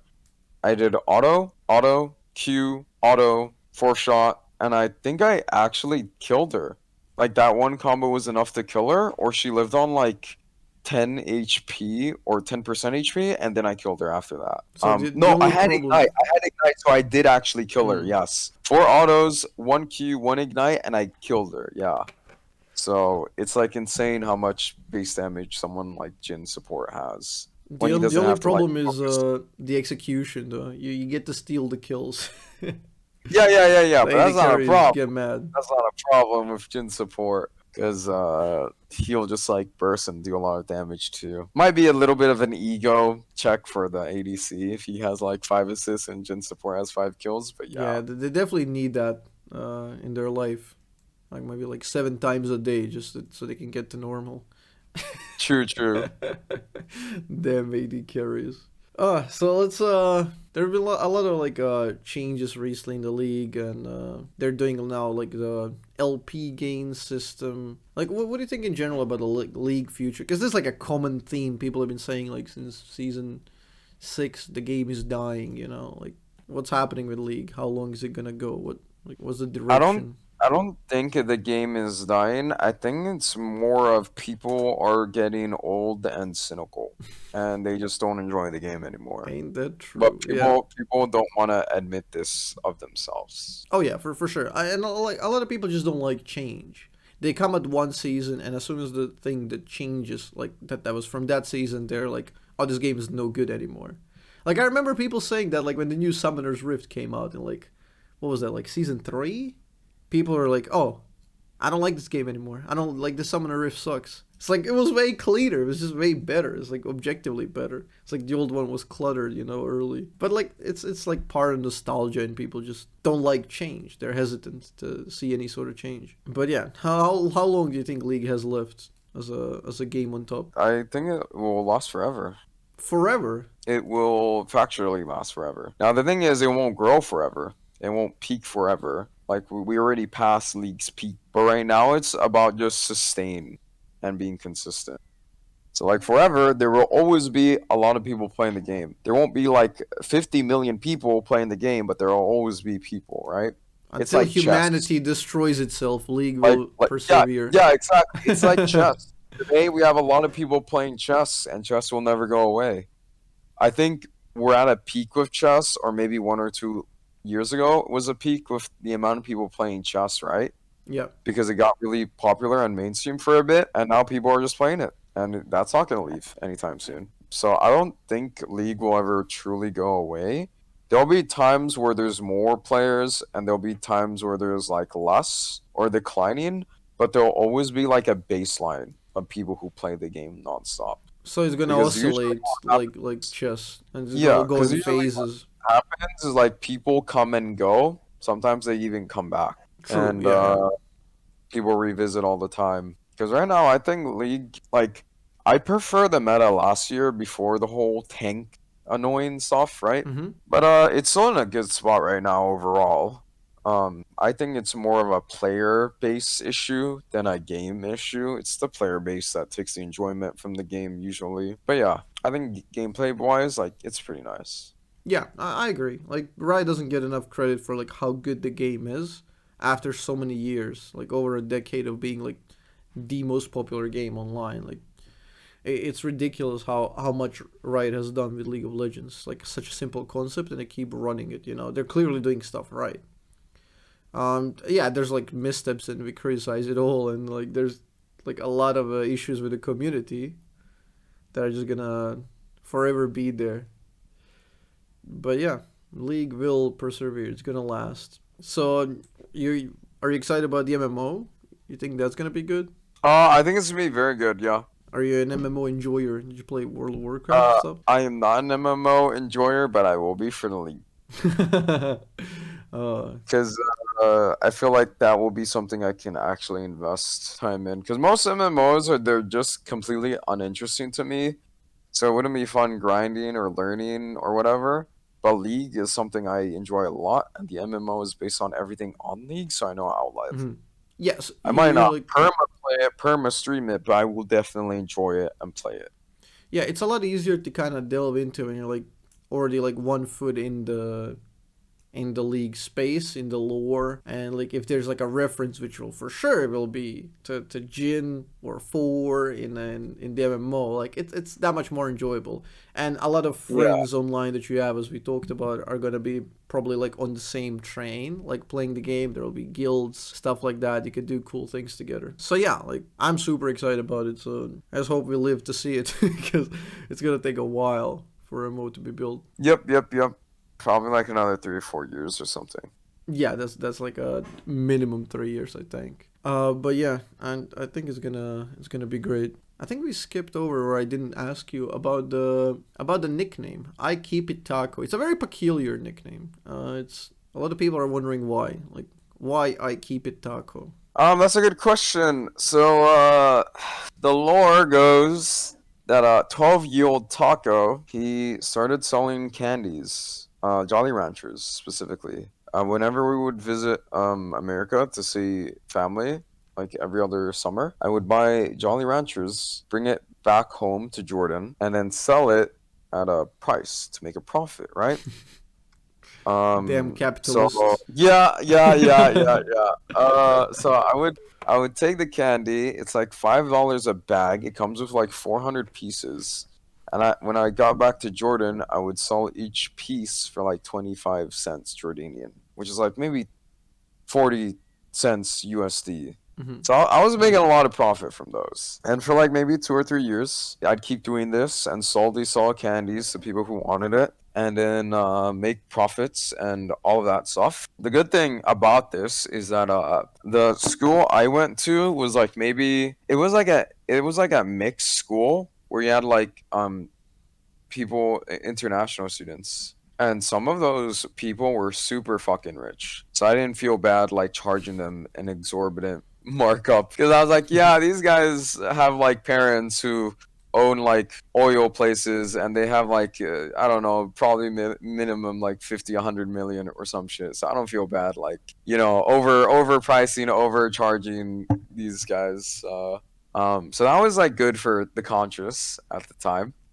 But Hmm. eventually, I made enough money to buy like a computer. I ended up buying a gaming laptop, Alienware, Damn. M11X, very small, very pricey, very not worth. But I was a kid, so I didn't realize that. I was just like, oh my god, that laptop looks fucking sick, and Has it's an gaming and alien whatever. colors. Yeah, exactly. So I bought that. Never bought an Alienware again moving forward because as I grew older, I grew smarter and I realized like that shit's not worth money wise at all. When I got it, it came with a free the orange box package, which is a Valve game bundle. It comes, I I know. believe, with Half-Life TFT and then some other game. I think Portal. And then also it came with a free copy of Day of Defeat, which is like a World War CS:GO, or not CS:GO, like CS Source kind of Hmm. game from Valve.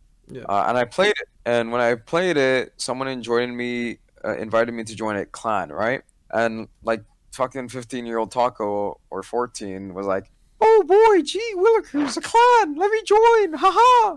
Right? So I join it, and the clan tag was actually TAOC. I Hmm. don't remember what it stood for, but I wrote it as TACO. So it was like my name, numbers, and then insert clan line, and then TACO, which is taco. But I kept that tag for a few months until one of my like clan people pointed out I misspelled it, and I was like, I kind of want to keep it that way. It looks cool, taco in all caps. And then when I stopped playing that game and played other games, I got really obsessed with Portal 2, so I changed my name to GLaDOS Hmm. Taco, just to those two words. And then when I started playing Dota 2 a lot, right? Everyone just called me Taco. I just changed my name to Taco, just one word. Okay. And then my friend sent me these really annoying lyrics and spammed me nonstop. It was like, I keep it 100%, I keep it 200%, I keep it 300%. So I copy pasted back to him, I keep it Taco, I keep it Taco, I keep it Taco. And I changed my Steam name to I Keep It Taco, and then I just kept it that way, right? And when I started playing League, because this same friend wanted to try out League again, I never tried it before, but I wanted to try too because I was getting bored of Dota. The name Taco was already taken, so I just wrote I Keep It Taco. I just copied it from Steam. And then it worked. It let me use the name, and then I just use I Keep It Taco for everything moving forward, and now we're here. And now you kept it taco ever since. Wow. Yep, yep. And Banger. that is so Also, how good is Portal? The very, the very taco is a fucking lie. of all. The cake is a lie. Yeah, I love that game. Not ever that. Like, what is your favorite game apart from League of Legends? I kind of have to include it apart because a lot of people I talk to are they just like unironically say League of Legends my best favorite game. That is a very good question. I think currently my favorite game of all time is maybe Dave the Diver. Day of the Diver. Yeah. Wait, what is that? It's like a pixel game. It's about this guy that like he explores the ocean looking for like fish and stuff, and then after he gathers a fish, he's helping run a sushi shop, and then you use the fish you collected to make sushi and other things, and then no spoilers, but there's a bunch of other random things in the game. There's like monsters, there's actual guns, there's Hmm. action. Uh Is that like an older and game? no, it's new. It came out last year actually. Oh, interesting. But I'm a big fan of games like Bastion. Hmm. Yeah, So like those kind of like indie vibe games, and that one's like my favorite at the moment. that's awesome. Because Day of the Diver. when There you I go. when I played it, it was during like a really awful point in my life. But it like literally zoned me out from everything. Like And then all your that. memories get like connected to the game, Yeah. and then So you have yeah. when I realized that was the only game to do that because of how like much my brain enjoyed it, I'm like, yeah, that is probably my favorite game at the moment. Mm. I have a lot of fond memories like that, either tied to video games or random songs, or sometimes even smells. It's just it's weird how brain works, and you like somehow like imprint it on that, and it's like it Yep. just pushes you back to that like old day. I don't know. It's pretty cool. Okay, let's run through. Oh yeah. Wait. I Yeah, want to yeah, yeah. add Go. honorable mentions to the Honorable man. Monster Top Hunter four. Four. franchise.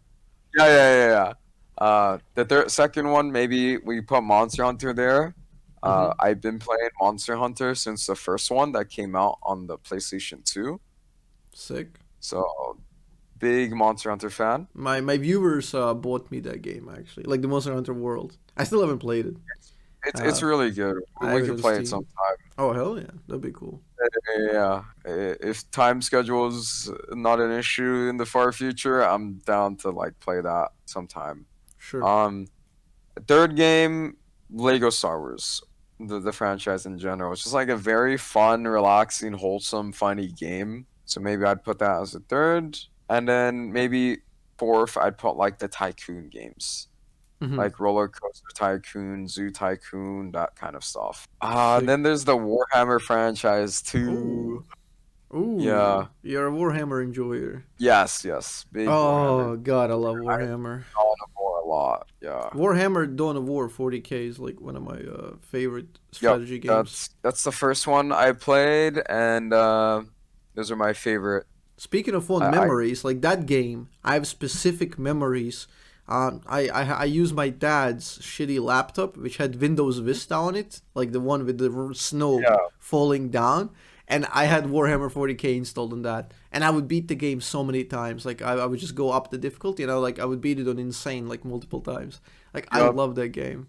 Oh, And the stronghold levels are really fucking fun. mm, You know, like the levels that like eliminates that faction from the map permanently.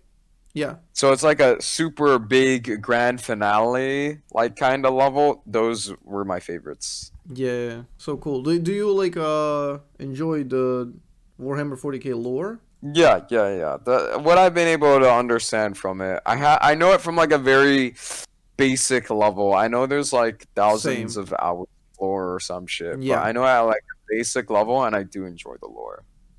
Yeah, sometimes before sleep I would like play like videos about lore. It's like just interesting thing to listen to before you go to bed. Yeah, yeah, Like yeah. I think I've done that like maybe 3 times. Not a lot, but the 2 times I did do it, it was nice. yeah, there's so many good stories and very very interesting lore about the different factions. So cool. I love it. I love it like something goes so comprehensive and deep. And the Warhammer, I think, is just it's one of the rare things that explains like life in like a multi-planetary way, like how it would work. Because like you can't Yeah, communicate on like from super distant planets, so they develop into their own factions, different chapters, different like ideas, and it's like it's very interesting. So like I guess now we go through the favorite book, movie, anime, like TV show. favorite TV shows that I can think of on the top of my mind: Narcos, Mm-hmm.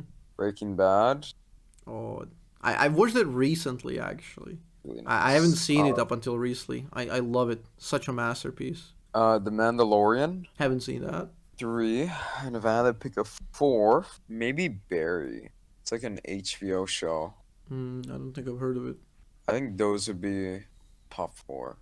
Good top four. I don't know how I haven't seen Breaking Bad for such a long time, man. Like It's really good. everyone kept telling me it was so good. Like I just didn't want to like put myself in because I knew if I start watching, I have to watch all 5 seasons. I've seen it recently. And it was so good, so good. Like the ending is like one of the best TV show endings. Like it's a masterpiece. No spoilers, but go watch it. Who hasn't? Too good. Agree. So what else kind of media do you enjoy? For movies, mine's are kind of basic. Some of my favorites are like Jurassic Park, Hmm. Star Wars, Spider-Man, stuff like that. The old one, the Toby Maguire. Uh, uh yeah, yeah, I guess old and new ones. Hmm. Like Spider-Man in general, animated especially. And anime, I don't really know about anime. I know Vinland Saga is in there. Attack on Titan for sure is in there. Um, Oh yeah, that's a banger. It's ending now. Finally, finally. Shield Hero maybe. You know, it's not super great, but I did enjoy it. Oh, Steins Gate. Steins Gate. Oh yeah, I remember my top anime. Code Geass, Oh, there we go. uh, Steins Gate, Attack on Titan, Vinland Saga, and then for the fifth, I don't know what I would put there. And the fifth you reload. True. Nice, good choices. Now viewers can get way more parasocial and then bother you like about those things. Like, look, streamer, we're the same. We love this and this. I do a good job of like separating that because like some streamers like give into the parasocial, like they take advantage of that and take advantage of their viewers. In what way? Like parasocial is like, for example, You mean like one sided, leaning right? leaning into it a little bit, like to instigate it, Leaning into it to make more money out of them, get them to donate, blah blah blah.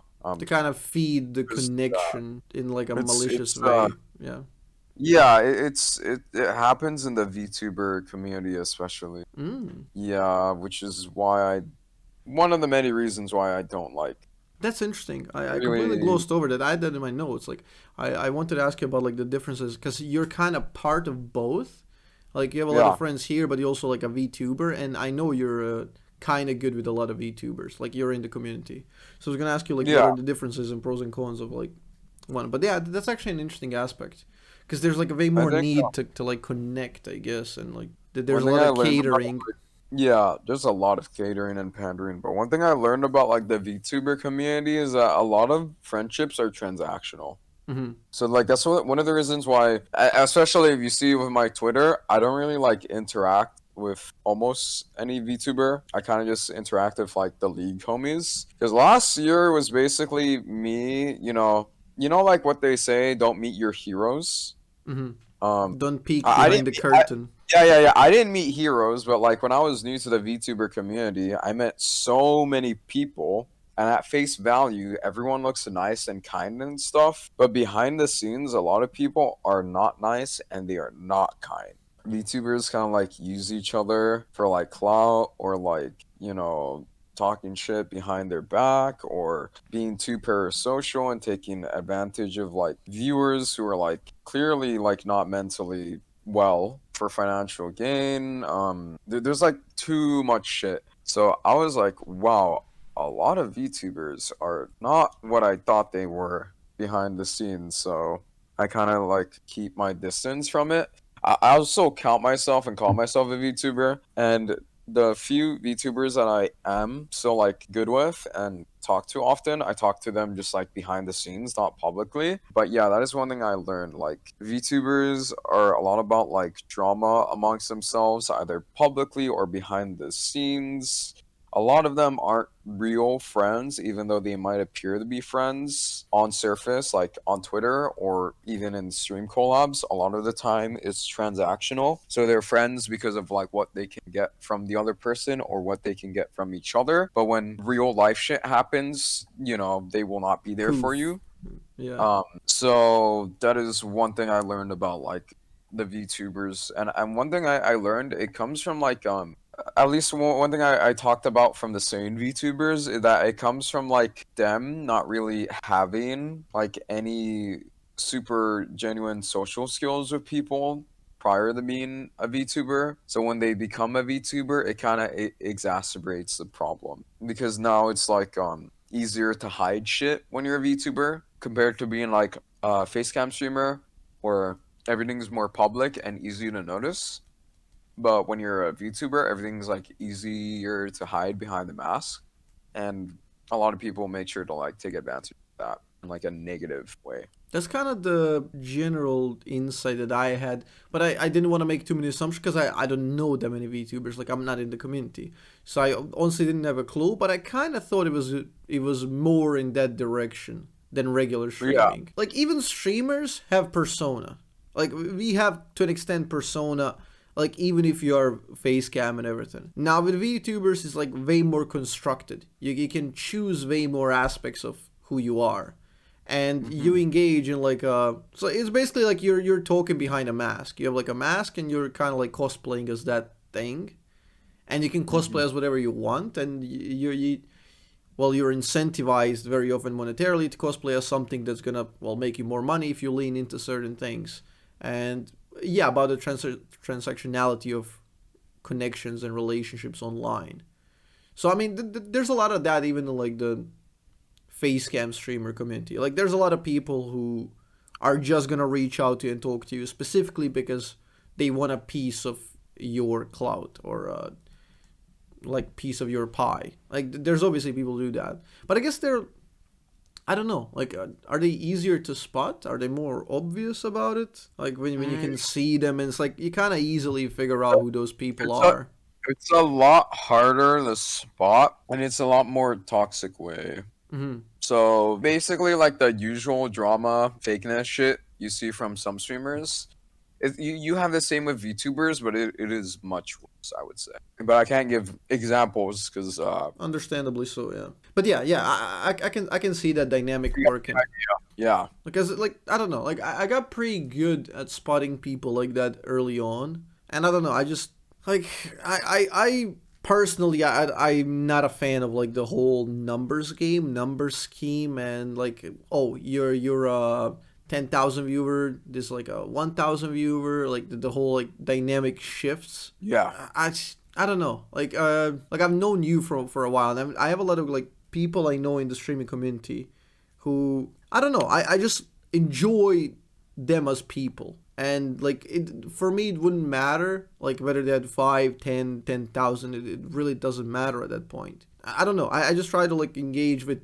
people as a person.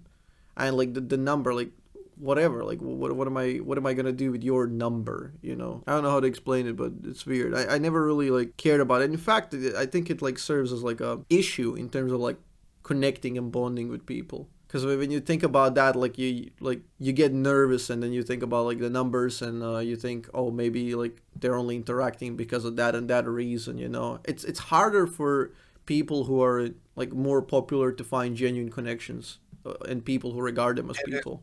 100%. It's kind of like the same principle of like being a super rich dude and then getting a girlfriend who loves you for you. It's harder to distinguish like why exactly she's there, if that makes sense. So yeah, I think that principle also like applies with streamers, and it's harder to tell which connections you have with people are more real. And I don't know, I kind of like try to take steps even like back, just to try to make sure like people aren't like thinking something. Like if you're interacting with someone like who's way bigger than you in terms of numbers.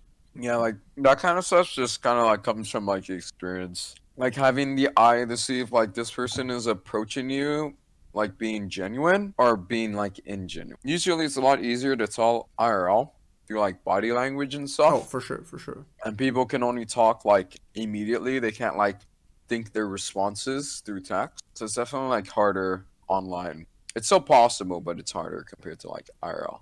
Yeah, yeah, I would agree. This is great. Oh, great stuff. Am I keeping you from streaming? Not exactly. I know you asked me like how long this is gonna be. I was like, I was thinking like maybe in like 5 or 10 minutes I'll like tell you like I gotta go soon. But yeah. all right. Maybe we like do some wrap up, whatever you decide you want to wrap up with. Yeah, we can wrap this up. Honestly, like I got more than I bargained for. I got more than enough. I love it. We've been super deep. Like That's good. That's good. I'm really glad like you opened up and you talked about different things. It's like very cool to get insight, and I just genuinely enjoy talking to people, conversing, learning about them. Like especially like people I find interesting. And yeah, like you, I have been watching for years. I really respect you. I appreciate you, and thank you for coming to be on the Void podcast, like on episode number 4. It's a big honor. I really enjoyed this. It was a great talk, and I hopefully like maybe we can do more, like even more in depth stuff. I can't wait to see like the comments and responses of people. This is super cool. Like if you have anything to say, like or advertise whatever you're doing, in the near future, like you can go for it.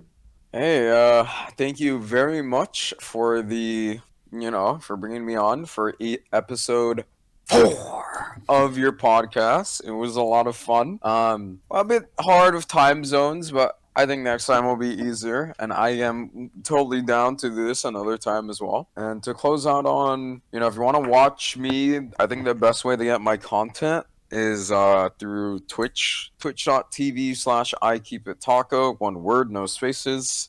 I also have content on YouTube and TikTok. It's not as daily as Twitch streams tend to be, but I have content there as well. Or if you want to check Twitter, I do a lot of shit posts and memes there. So you can check my Twitter on, twitter.com/ikeepittaco as well. Everything's like pretty much got my official name, thankfully. TikTok, YouTube, Twitch, Twitter, all of that. I think Azzapp, I don't know how much Twitter you use, but you've definitely seen some of my shit posts from time to time. I've seen I'm familiar with your work. Yeah, vouch. It's so fun. That's true way to use Twitter, you know. I enjoyed it occasion. So hell yeah, that was perfect. All right, that was perfect. That was Taco. And yeah, find him on all the socials. Amazing stuff. Thank you, and I appreciate you. Appreciate you coming in, and I'll see you next time, man. I'll catch you on the stream. Bye bye, man. Appreciate it. Hey, bye, bro. Bye Peace, bye. peace.